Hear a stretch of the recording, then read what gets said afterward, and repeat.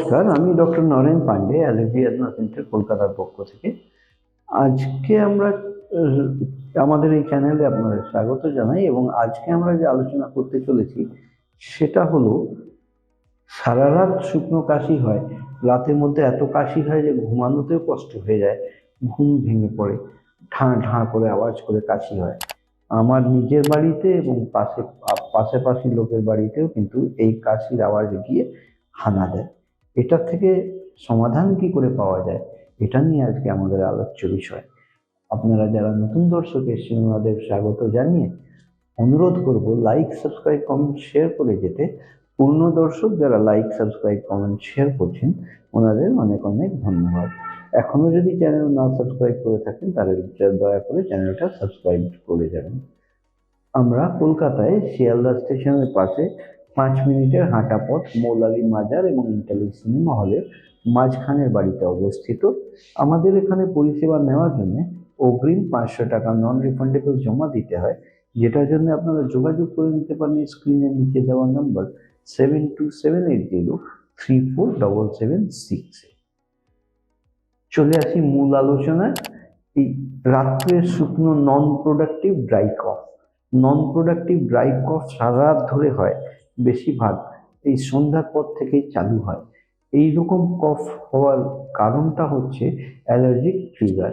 এই গায়ে আমাদের দাগড়া হওয়া, চুলকানি হওয়া, এই চুলকানি যদি আমাদের থ্রোটে আর বুকের মধ্যে হয় তাহলে ন্যাচারালি ইরিটেশনের জন্য একটা কাশি প্রবণতা চালু করে দেবে।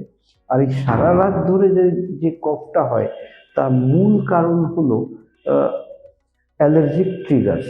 এই অ্যালার্জিক ট্রিগার্স কিরকম হয়, বেশিরভাগ দেখা যায় ওই যে আমাদের বিছনাপত্র আছে, ম্যাট্রেস, বালিশ, এই সমস্তর মধ্যে মাইট প্রচুর পরিমাণে পড়ে থাকে। এই মাইটগুলো আমাদের আবহাওয়ায় উড়ে আসে আর রাত্রেবেলায় এরা অনেক অ্যাক্টিভ হয়ে যায়। অ্যাক্টিভ হওয়ার ক্ষেত্রে এই হাউস ডাস্ট মাইটটা আমাদের অ্যাটমসফিয়ারে ভোলাটাইল হয়ে যায়, যেটা নিঃশ্বাসের সাথে ভেতরে গিয়ে অ্যালার্জিক ট্রিগার হিসাবে ফর্ম করে ওই ট্রিগারিং করতে থাকে আর ইরিটেশন করতে থাকে, যার জন্য প্রচুর পরিমাণে কাশি হয়। ওষুধের ব্যাপার যদি আমরা বলি তাহলে অ্যান্টিহিস্টামিন, অ্যান্টি অ্যালার্জিক এই সমস্ত ওষুধ নিলে অনেকটা রিলিফ থাকে, কিন্তু পার্মানেন্টলি খুঁজতে গেলে আমাদের খুঁজে বার করতে হবে কোন মাইটে কত পরিমাণে অ্যালার্জি আছে।